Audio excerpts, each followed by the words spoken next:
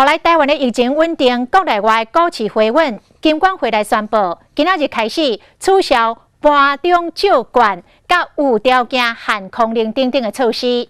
这个疫情过了后，全球的经济会安怎来发展呢？咱来听远东集团的董事长徐旭东，甲这个台积电的董事长刘德音安怎讲？远东集团的董事长徐旭东，伊主持裕民航运的股东会，对后半年的营运有信心。伊嘛讲3倍券会当振兴经济。今天你用3倍，你用2倍半，你用4倍 ，it's all good。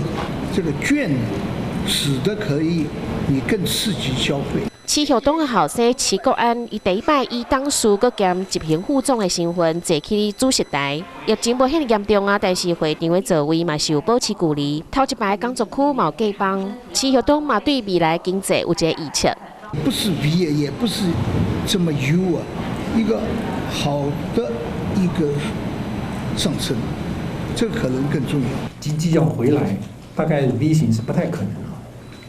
就是 Meta U 型或是 L 型。全球晶圆代工的龙头台积电，马日刚一天开股东会，即马中国和美国当立贸易战争，台积电夹入中央要如何应应？